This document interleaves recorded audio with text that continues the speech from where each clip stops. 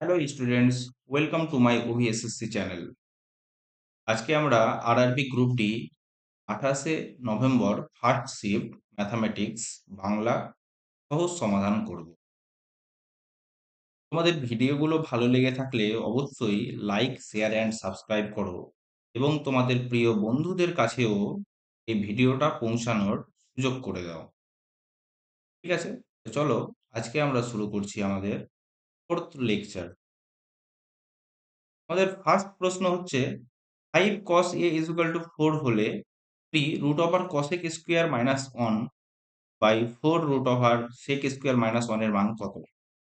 ঠিক আছে, এই মতো সিমিলার একটা অঙ্ক আমরা করেছি এর আগের শিফটে। চলো তাহলে দেখে নিই। দেখো, এটাকে তুমি cosec স্কোয়ার এর মান বার করতে পারো আর sec এর মান বার করেও তুমি বসাতে পারো।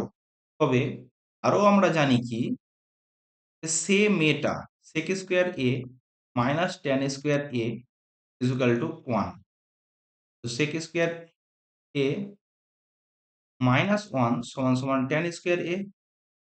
বুঝা গেল? আর কি জানি? দেখো, আমরা তিনটে যে ফর্মুলা জানি সেটার মধ্যে একটা হলো এটা 1 নম্বর ফর্মুলা। 2 নম্বর ফর্মুলা কি? যে sine square a plus cos square a সমান সমান 1। ঠিক আছে? আর থার্ড হচ্ছে যে দুটো পড়ে থাকলো, বড় মাইনাস ছোট সমান 1। সুতরাং cosec square a minus cot square A সমস্যা হলো তোমাদের এক্সামে এই ফর্মুলাগুলো ডিরেক্ট জিজ্ঞাসা করে নেয়। ঠিক আছে, আমরা এখান থেকে একটা জিনিস আসতে পারি কি, কসেক স্কোয়ার এ মাইনাস 1 সমান সমান কট স্কোয়ার এ। দেখো, তোমাদের তো এটাই বলা আছে তাই না? আমি এখান থেকে কি আসতে পারি, 3 root over cosec square A minus 1 মানে কি cot square A by 4 root over sec square minus 1 মানে কি tan square A. 3 cot a by 4 tan a। এবার আমি যদি tan আর cot এর মান জানি তাহলে আমি অঙ্কটার সমাধান করতে পারবো। আমরা জানি, মানে আগের আগের শিফটেই করলাম, এই কোণটা যদি a হয়, তো কসাইখানায় ভির অতি। এখান থেকে কি পাচ্ছি, cos a সমান সমান 4/5 কসাইখানায় ভির অতি। তো এখানে হয়ে গেল ভূমি এটা, আর অতিভুজ এটা। তা 3 4 5 এর ট্রিপলেট জানি, সুতরাং এটা হয়ে গেল 3। ট্রেনে চাপতে লাগে ভয়, ট্যানে সমান লাগে মানে লম্ব, ভয় মানে ভূমি, কত 3/4। আর কট এ তো তার উল্টা, ট্যানের উল্টা কট। ব্যাস, আমরা এই মানটা জাস্ট পুট করে দিব, আমাদের অঙ্ক হয়ে যাবে। 3/4 গুণিত কট এর মান কত, 4/3 বাই ট্যানে 3/4। দেখো, 3/4 3/4 কেটে গেল, থাকলো কত 4/3 আমাদের অ্যান্সার। বুঝা গেল? আচ্ছা, চলো তাহলে আমাদের নেক্সট প্রশ্ন হচ্ছে a is to b সমান এত, b is to c সমান এত, c is to d সমান এত, a is to b is to c is to d সমান কত? ঠিক আছে, কোনো ব্যাপার না, চলো আমি লিখি a b c d।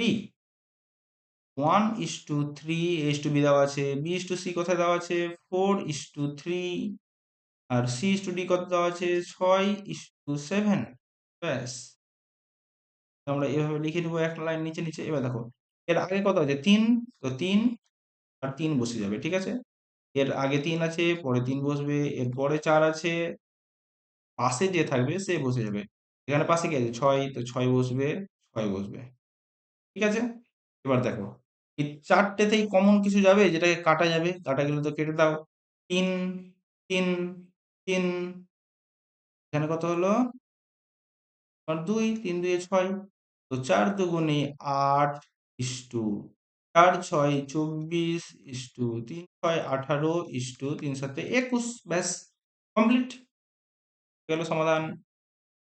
Next, Sushma এততে একটি ব্যবহৃত গাড়ি কিনেছে, সেকেন্ড হ্যান্ড গাড়ি, এবং তার মেরামতের জন্য 28,500 খরচ করেছে। তারপর সে তার বন্ধু স্যামের কাছে গিয়ে গাড়িটি 1 1,38,600-তে বিক্রি করে দেয়, সুষমার লাভ বা ক্ষতি কত হয়েছে? বুঝলা, সুষমা গাড়িটা কিনলো কত? 1,20,000। তাই মেরামতের জন্য যেটা খরচা করলো সেটাও তার কস্ট প্রাইসের মধ্যে পড়বে। 28,500 টাকা খরচা করলো, তো গাড়িটা কেনার পিছনে তার খরচা কত পড়লো? 0,0,5,8,4,1, 1,48,500 টাকা। তার শ্যামের কাছে বিক্রি করে দিল 1,38,600, অবশ্যই তার লস হয়ে গেছে। কত লস হলো? 5,0,0 মাইনাস 1,38,600, এত তার লস হয়ে গেল। না, যেহেতু কম দামে বিক্রি করেছে। 0,0, 15 থেকে 6 বাদ 9, 9, ব্যাস, এত লস হয়ে গেল। কত পার্সেন্ট লস হলো? এটা তার খরচা পড়লো কেনার জন্য, আর এত টাকাও লস হয়ে গেল। তো কত? 9,9,9,9,0,0 বাই কত? 1,000, 1,48,500 টাকার ওপরে কত পার্সেন্ট হচ্ছে? পার্সেন্টের জন্য ওপরে 100 দিয়ে পার্সেন্ট, ব্যাস। 0,0,0,0 কেটে গেল, ভালো কথা। তারপরে কাটো 6 দিয়ে, 9 দিয়ে, 11, 9 দিয়ে কেটে দাও তো, 9 1 9, 5, 6 9 54, 4, 5 9 45, এরপর দিয়ে কাটবে। Very good. দাও 15, 5 দিয়ে কাটবে 3, 5 দিয়ে কাটবে কত?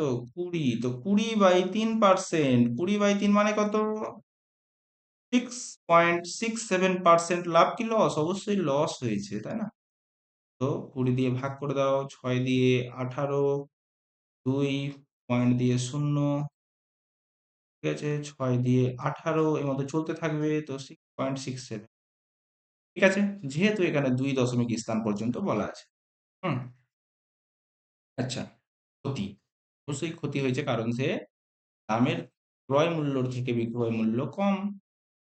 নেক্সট, একটি নির্দিষ্ট অর্থ রাশি এ বি সি ডি এর মধ্যে ভাগ করে দেওয়া হয়েছে। এ কত? 10, বি কত? 7, সি কত? 9, আর ডি কত? 5। এবার বলছে সি যদি বি এর চেয়ে 334 বেশি পায়, সি কোথায়? সি হচ্ছে 9, আর বি কোথায়? বি হচ্ছে 7। কত বেশি পেয়েছে? 2। তো 2 ইউনিটের মানে হচ্ছে 334। তো 1 ইউনিটের মান কত? 1, 6, 7, এটা। এবার বলছে এ কত টাকা পেয়েছে? এ মানে 10 ইউনিট। বুঝলে, এটা অঙ্কটা কিছুই ছিল না, করতেই হলো না। তো 1, 6, 7, 0, ব্যাস হয়ে গেল। নেক্সট, একটি পণ্যকে 25% ছাড়ে বিক্রি করা হলে 2% লাভ হয়। ক্রয় মূল্যর চেয়ে বিক্রয় মূল্য, মুদ্রিত মূল্য কত শতাংশ বেশি? আচ্ছা, তো দেখো, হয়ে গেল তোমার এমপি, এসপি, সিপি। ঠিক আছে, বলছে বিক্রিত মানে মুদ্রিত মূল্য হচ্ছে 100, 25% ছাড় দেওয়া হলো, মানে 75 টাকায় বিক্রি করা হলো, এবং 75-এ বিক্রি করলে 2% লাভ হয়। আমরা এসপি থেকে সিপি তে আসতে গেলে জানি 100 উপরে বসে এবং 2 নিচে বসবে। ঠিক আছে, এবার মাঝখান থেকে আমি কি করব? এসপি কে বাদ দিয়ে দেবো, এমপি ইস টু সিপি বার করবো। MP is to CP. MP কত? 100, সিপি কত? 75 গুণিত 100/102, ব্যাস, 100 100 কেটে গেল, কত থাকলো? আর কাটবে কিছু? 3 দিয়ে, 3 25 75, 3 দিয়ে এদিকে 9, 1 3 4 12, তো কত হলো? 34:25। এটা সিপি, এটা এমপি। বলছে সিপি থেকে এমপি কত পার্সেন্ট বেশি? কত বেশি? 9 বেশি। 9 বেশি কতর ওপর? 25-এর ওপর, ইন্টু 100%, 4, 4 25-এ 36%। হয়ে গেল? বুঝা গেল? কিছুই ছিল না। হুম। নেক্সট, চেতন এ শহর থেকে বি শহরে যায়। যদি চেতন তার স্বাভাবিক গতির 3/5 গতিতে গাড়ি চালায়, তাহলে সে বি শহরে 52 মিনিট দেরিতে পৌঁছায়। প্রশ্নটা খুবই ইম্পর্টেন্ট এবং পরীক্ষার খুব ফেভারেট প্রশ্ন। চেতন যদি তার স্বাভাবিক গতিতে গাড়ি চালাতো, তাহলে এ থেকে বি শহর যেতে তার কত মিনিট সময় লাগতো? দেখো, এটা ওর স্বাভাবিক গতি, এখন চালাচ্ছে, এখন এখন চালাচ্ছে। ঠিক আছে, বলছে স্বাভাবিক গতির যদি তার 5 হতো তো এখন 3-এ চালাচ্ছে। এটা যদি তার স্পিড হয় বলো তো, স্পিড 5 ছিল 3 হয়ে গেল। আমরা জানি টাইমের অনুপাত কি হয়ে যায়, রিভার্স হয়ে যায়। যদি তার 3 সময় আগে লাগতো তো এখন কত লাগছে, 5 লাগছে। ঠিক আছে, কত আগে 3-এ যেত, স্বাভাবিক গতিতে গেলে 3-এ যেত, এখন ওর 5 লাগছে। বলো তো দেরি কত হলো, 2। 2 ইউনিটের মান হয়ে গেল 52, 1 ইউনিটের মান হয়ে গেল 26। এবার বলছে অরিজিনাল সময় মানে স্বাভাবিক গতিতে গেলে সময় কত লাগতো, 3। বোঝা গেল, 3 ইউনিটের মান কত, 3 26-এ 78, ব্যাস 78 মিনিট। হুম, ওকে। নেক্সট অঙ্ক, এটাকে বলা যায় সূচকের অঙ্ক। বোঝা গেল, এক্স এর মান কত, দেখো কি লেখা আছে, 7^5 গুণিত 7 এর পাওয়ার 1 ইন্টু √7। √7 মানে জানি 7 এর পাওয়ার হাফ, তাই না? হুম, তো ভাগকে গুণ করতে গেলে আমি কেমন লিখি, ভাগকে গুণ করতে গেলে 1/, চলে যায় 1/7^-5/2। বোঝা গেল, সমান ডান দিকে আছে। এবার দেখি বাম দিকে কি দাঁড়ায়। দেখো, একটা জিনিস জানো, 1/7^-5 মানে কি, মানে হচ্ছে 7^5। ব্যাস, সেম এখানেও করব। চলো, কি হলো, 7^5 গুণিত 7^1। দেখো 7, যেহেতু তোমার নিচের বেস একই আছে তো পাওয়ার গুলো কি হয়ে যাবে, যোগ হয়ে যাবে। 1 প্লাস হাফ কত হলো, 1 আর হাফে কত হলো বলো, 1 আর হাফ হয়ে গেল তোমার 3/2, 3.5 গুণিত 7^, কত, 5/2। এই যে এই ফর্মুলা আমি ইস্তেমাল করলাম। ঠিক আছে, দেখো বেস কে গুণ করছি, 7 পাওয়ার গুলো যোগ হয়ে যাবে, 5 প্লাস 3/2 প্লাস 5/2। চলো পাওয়ারে যোগ করে দেখি কত হচ্ছে, 2 লসাগু, 5×2 = 10 প্লাস 3 প্লাস 5 সমান সমান 18/2 মানে 9। কত হলো, এখানে চলে আসলাম, 7 এর পাওয়ার 9। ঠিক আছে, সমান সমান কি বলা আছে, 7 2x প্লাস 3। তো কি হলো, 2x প্লাস 3 মানে 9। x এর মান কত, 3 ওদিকে চলে গেল 6, 6/2 মানে 3। ব্যাস, হয়ে গেল আমাদের সমাধান। এখানে তোমাদের একটু কিন্তু দেখে করতে হবে জিনিসটা, বুঝা গেল? হুম, আচ্ছা, এখানে একটা জিনিস বলে দিই, যে ধরো যে কিছু আছে a⁴ প্লাস গুণ গুণ a⁴y গুণ a⁴z। তো এরকম তখন থাকবে, নিচের বেস গুলো সমান, তো a আর পাওয়ার গুলো কি হয়ে যাবে, যোগ হয়ে যাবে, x plus Y plus Z. ঠিক আছে, নেক্সট বলছে একটি ত্রিভুজের ক্ষেত্রফল এত, যদি এর একটি বাহুর দৈর্ঘ্য 12.3 হয় তাহলে বিপরীত শীর্ষবিন্দু থেকে ওই বাহুর উপর অঙ্কিত লম্বের দৈর্ঘ্য কত। খুব সোজা প্রশ্ন। বলছে এটা একটা ত্রিভুজ, ত্রিভুজের ক্ষেত্রফল বলে দিয়েছে আর এই বাহুর দৈর্ঘ্য বলে দিয়েছে। তো বলছে শীর্ষবিন্দু থেকে যে লম্ব অঙ্কন করা হবে তার দৈর্ঘ্য কত। এটা যদি এক্স হয়, আমি কি জানি 1/3 1/2 গুণিত লম্ব গুণিত ভূমি, ভূমি গুণিত উচ্চতা 12.3 গুণিত এক্স সমান সমান এই এরিয়া মানে ক্ষেত্রফল। ব্যাস, চলো কেটে দিই, পয়েন্টের সাথে পয়েন্টকে কেটে দিলাম, 123-কে 5 দিয়ে গুণ করলে 615 হয়, তো 5×10। ব্যাস। হুম, নেক্সট। হুম, পিতার বর্তমান বয়স তার 2 পুত্রের বর্তমান বয়সের সমষ্টির দ্বিগুণ। আজ থেকে 20 বছর পর পিতার বয়স তার পুত্রদের বয়সের সমষ্টির সমান হবে। বর্তমান বয়স কত পিতার, বুঝা গেল? দেখো, পিতার বর্তমান বয়স, পুত্রের, 2 পুত্রের, এক পুত্র নেই, 2 পুত্র আছে, ফোকাসটা এখানেই যাবে, 2টা পুত্র। ঠিক আছে, তো 2টা পুত্রের বয়সের সমষ্টি যদি এক্স হয় বর্তমানে, পিতার বর্তমান বয়স কত হবে, 2x। ভালো কথা। এবার বলছে আজ থেকে 20 বছর পরে, 20 বছর পরে চলে গেলাম, কত, 20 বছর পরে, তো পিতার বয়স কত হবে, 2x প্লাস 20। ভালো কথা। পুত্রের বয়সের সমষ্টি কত হবে, দেখো 2 পুত্র আছে, 2 পুত্রেরই তো 20 আর 20 করে বাড়বে না, 20 20 করে কত বাড়বে, 40। ঠিক আছে, এই দুটো বলা হচ্ছে সমান। তার মানে কি 2x মাইনাস এক্স সমান 40 মাইনাস 20 বা এক্স সমান সমান 20। ব্যাস, পিতার বর্তমান বয়স কত ছিল? 2x, সুতরাং 40। ব্যাস, বোঝা গেল। এখানে কিন্তু খুব সুন্দর একটা প্রশ্ন, যে এখান থেকে এখানে আসতে গেলে এখানে যে দুইজনের 20 20 করে যোগ হবে, এটা কিন্তু খুব ইম্পর্টেন্ট অ্যান্ড খুব ফোকাস দেওয়াওয়ালা জিনিস, বুঝলা? Next, 5.4 into 0.1, 0.1 into 0.1 by 0.03 into 0.03 into 0.03 by 0.3, 0.3, 0.3, 0.09। দেখো, এখানে আমরা একটা জিনিস লক্ষ্য করছি, যে এখান থেকে যদি এখান থেকে একটা 3 কমন যাবে, এখান থেকে একটা 3 আর এখান থেকে একটা 3, যেহেতু গুণ আছে 3 থেকে যদি 27 কমন নিয়ে নিই, তো দেখো এটা এটা 0.1 হয়ে যাবে, এটা 0.1 হয়ে যাবে, এটাও 0.1 হয়ে যাবে, এটা 0.03 হয়ে যাবে, 0.03, এটা কেটে যাবে, তাই না? চলো, 5.4 ইন্টু বাই কত, 3 3 3, একটা 3 এখান থেকে আসবে, একটা 3 এখান থেকে, একটা 3 এখান থেকে, কত কমন যাবে? 27 কমন যাবে। যে জিনিসটা হবে, এটা উপরটা কেটে যাবে। ঠিক আছে, চলো 27 কে 0.2, ব্যাস হয়ে গেল আমাদের অ্যান্সার 0.2। হুম।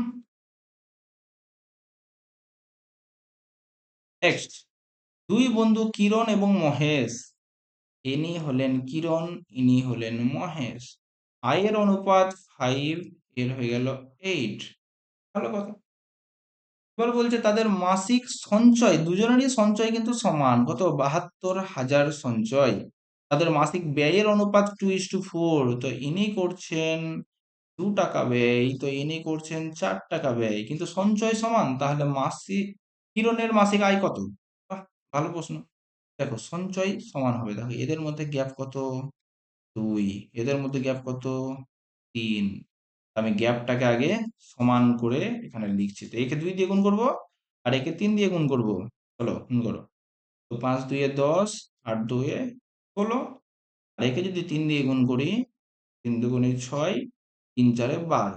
দেখো তো, আয় থেকে ব্যয় বাদ দিলে তো সঞ্চয় হয়, এর থেকে এর বাদ দিলে কত থাকে?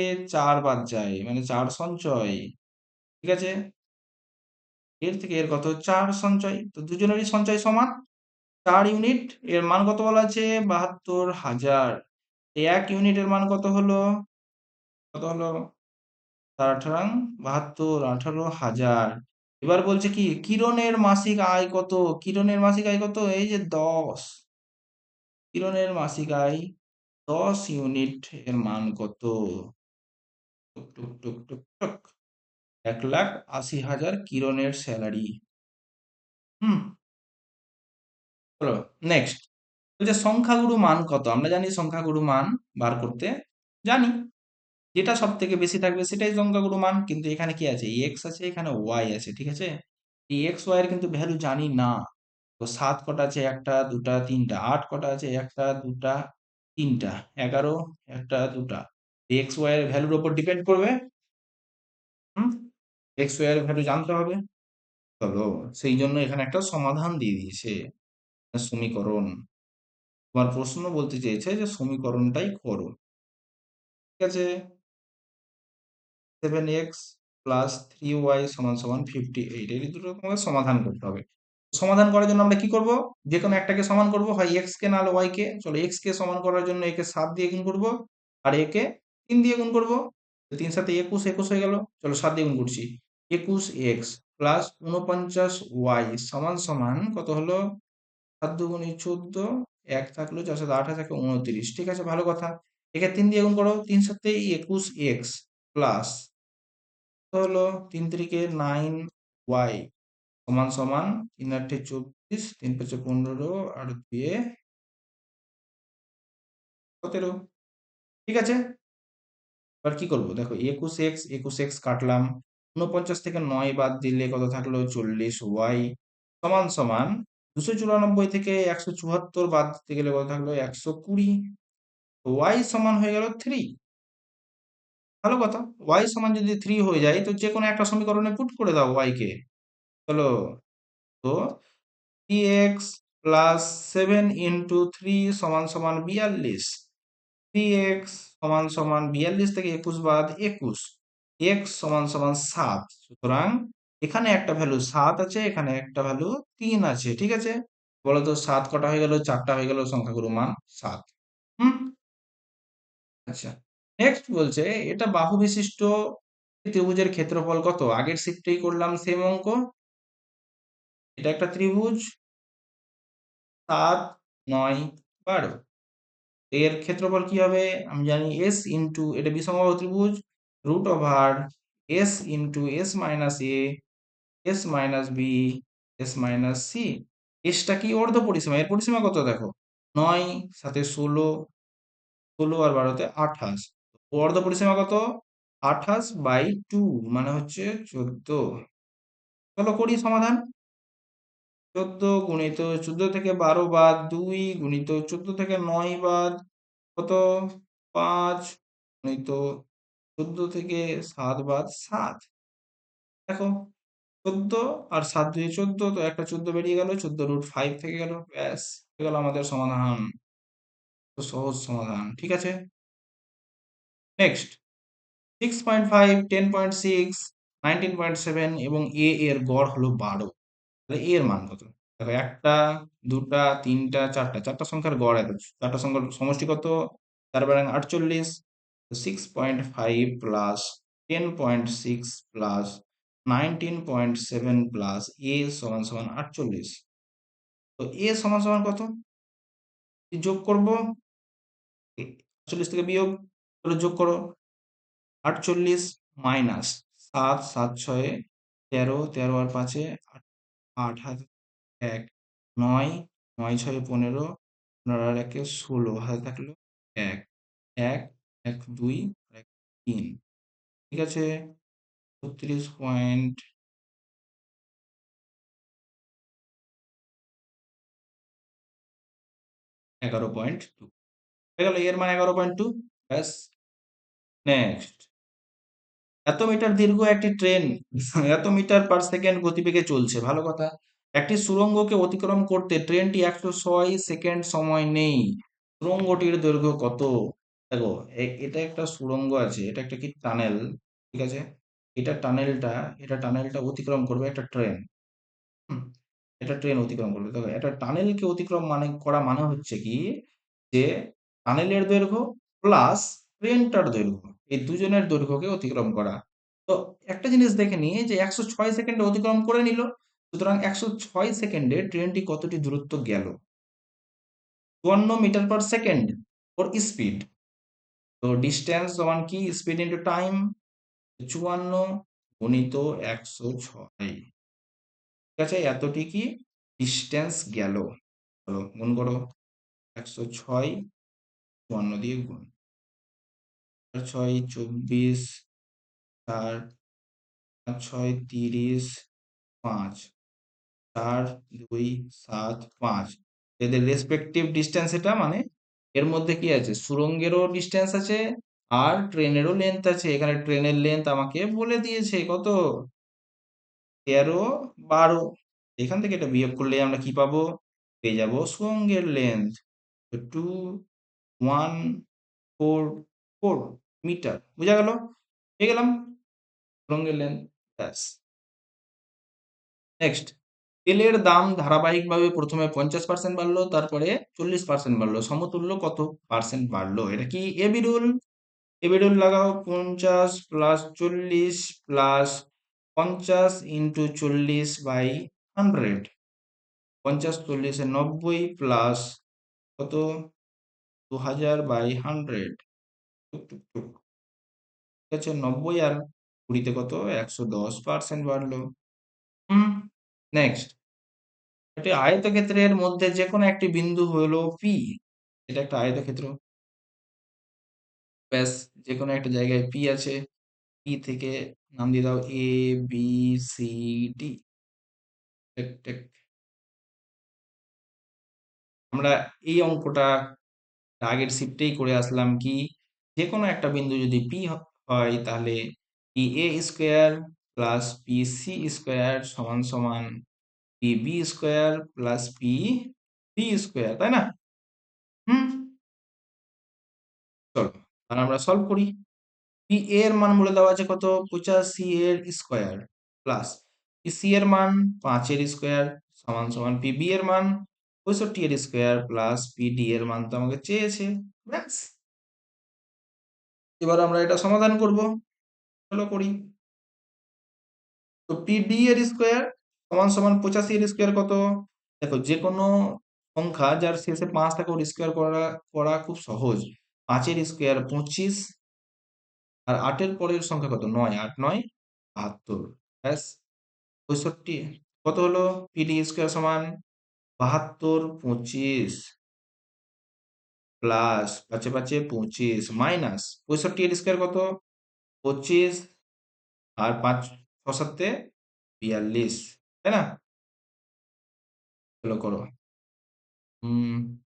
7250 থেকে 4225 বাদ, তো 3025 থাকলো। ঠিক আছে, 3025 কার স্কোয়ার, দেখো 25 মানে কি শেষে 5, আর 5 6 30, তো ছোট সংখ্যাটা কত 5, তো 55 স্কোয়ার, বুঝা গেল, হয়ে গেল 55। ব্যাস, নেক্সট। এ এবং বি একসাথে কাজ করলে একটি কাজ 6 দিনে করতে পারে, বি একা কাজটি 9 দিনে করতে পারে, এ একা কাজটির দ্বিগুণ, এই যে এখানে ফোকাস, সেম অঙ্ক, রিপিট টেলিকাস্ট। দেখো এ প্লাস বি একটি কাজ করছে 6 দিনে, বি সেই কাজ করছে 9 দিনে, তাহলে এদের এলসিএম নেব 18 প্লাস 3 আর 2। বি এর এফিসিয়েন্সি কত 2, এর এফিসিয়েন্সি কত হবে 1। হুম, এ একা কাজটির দ্বিগুণ করবে, 18 কাজটা হলে এর দ্বিগুণ কাজ করবে কে, এ, এর কত এফিসিয়েন্সি 1, তো 36 দিন লাগবে, বুঝা গেল। নেক্সট, বার্ষিক 10% চক্রবৃদ্ধি সুদের হারে 2800 মূলধনের 2 বছরের স্ববৃদ্ধি মূল কত। Wow! তো কি শিখলাম, এবি রুল লাগাতে হবে চক্রবৃদ্ধি সুদের 2% বার করতে গেলে, 10% প্লাস 10% প্লাস 10 ইন্টু 10/100, সেম অঙ্ক, আগের শিফটে করলাম 20 আর 1 এ 21%। ব্যাস, 21% হচ্ছে সুদ, সববৃদ্ধিমূল মানে কি সুদ আসল, যে কোনো আসল নিজের 100%, তো সববৃদ্ধিমূল অর্থাৎ সুদ আসল কত হবে 121%, 2800 টাকার 121%-এর মান কত। ব্যাস, এটাই হয়ে গেল তোমার অঙ্ক। হুম, আচ্ছা 121 কে 121 দিয়ে 28 কে গুণ, সুতরাং হচ্ছে 2 বার 11 দিয়ে গুণ, আমি জানি 11 দিয়ে গুণ করতে জানি কত 8, 8 2 এ 0, তাহলে থাকলো 1, 2 আর 1 এ 3, ব্যাস হয়ে গেল, এটা একবার গুণ হলো। এবার আরো একবার গুণ করছি, চলো 8, 8 0 8, 3 0 3, 3 1 এ 3, ব্যাস হয়ে গেল সলিউশন। ব্যাস, নেক্সট, বাবার বয়স তার ছেলের বয়সের 5 গুণ, তো ছেলের বয়স x, বাবার বয়স 5x, এটা হয়ে গেল পিতা, এটা হয়ে গেল ছেলে। তো ঠিক আছে, তাদের বয়সের যোগফল 54, সুতরাং 5x আর x কত হলো, 5x প্লাস x সমান সমান 54, 6x সমান সমান 54, x সমান সমান 9, তাহলে ছেলের বয়স কত, ছেলের বয়স কত x মানে 9। ব্যাস, সলভ। নেক্সট, একটি আলমারিতে মুদ্রিত মূল্য দেওয়া আছে, যা আলমারিটির ক্রয় মূল্যের চেয়ে 35% বেশি, এটিকে মুদ্রিত মূল্যের ওপর 20% ছাড়ে বিক্রি করা হলো, লাভ্যাংশের শতাংশ কত। ব্যাস, তো ক্রয় মূল্য সিপি, এটা হয়ে গেল এমপি, এটা হয়ে গেল এসপি। ভালো কথা, বলছে ক্র- মুদ্রিত মূল্য ক্রয় মূল্যের চেয়ে 35% বেশি, ক্রয় মূল্য 100 হলে মুদ্রিত মূল্য কত হলো 135। এবার বলছে 20% ছাড়ে বিক্রি করছে, তো 135-এর 80%-এ বিক্রি করছে। ভালো কথা, হলো 4 দিয়ে 5, 5 দিয়ে 10, 7, তো 4 7 8 প্লাস 2 7 14, 4 2 8 আর 2 10, 108। দেখো তো 100 টাকার জিনিস 108 টাকায় বিক্রি করছে, তার লাভ কত 8। আউট অফ 100 × 100% তো 8%। সলভড। এটা তাহলে কি ছিল? ফলস। ফলস দেওয়া ছিল, কোনো কাজেরই না। হুম, সংখ্যা ধরতে গেলে কি হতো, অঙ্কটা আরো জটিল হয়ে যেত। ব্যাস। নেক্সট, একটি ওয়াশিং মেশিনের দাম একটি টিভির দামের চেয়ে 50% কম। ওয়াশিং মেশিন আর টিভি, এটা তো খুব ফেভারিট প্রশ্ন। চারটাতে চারটা শিফটেই কমন কোশ্চেন। ওয়াশিং মেশিন আছে আর টিভি আছে, ব্যাস ভালো কথা। ওয়াশিং মেশিনের দাম টিভির দামের চেয়ে 50% কম, মানে টিভির দাম যদি 100 হয় তো ওয়াশিং মেশিনের দাম কত? 50। Very good. বলছে যদি ওয়াশিং মেশিনের দাম 33% বৃদ্ধি পায়, টিভির দাম 13% হ্রাস পায়, তাহলে চারটি ওয়াশিং মেশিন কটা আছে? চারটা। টিভি কটা আছে? দুটা। তাহলে এর দাম কত হলো? তারপর হচ্ছে 200 টাকা, আর এর কত হয়ে গেল? 200 টাকা। ঠিক আছে, টোটাল কত টাকার জিনিস? 400 টাকার জিনিস ছিল। এবার বলছে ওয়াশিং মেশিনের দাম বেড়ে গেল 33%। বাড়িয়ে দাও 33%। 200 এর 33% কত? 66 টাকা বেড়ে গেল ওয়াশিং মেশিনের দাম। আর টিভি এর দাম কমে গেল কত পার্সেন্ট? 13%। তো এর 13% কত? 26 টাকা কমে গেল। বাড়লো কত ওভারঅল? 40 টাকা। কত টাকার উপরে? 400 টাকার উপরে। তো 40/400 গুণিত 100%, তার দিয়ে 10% বৃদ্ধি। বুঝা গেল? হুম। নেক্সট, 1.25 এর স্কোয়ার মাইনাস 0.75 এর স্কোয়ার, তো কি আমরা একটা সূত্র জানি কি, এ স্কোয়ার মাইনাস বি স্কোয়ার সমান কি? এ প্লাস বি ইন্টু এ মাইনাস বি। ব্যাস, করো। 1.25 এর স্কোয়ার প্লাস মাইনাস 0.75 এর স্কোয়ার, তো কি হলো? 1.25 plus 0.75 into 1.25 minus 0.75 by 2.25 plus 1.25 into 2.25 minus 1.25 into 7/2 তো ছিল, থাক।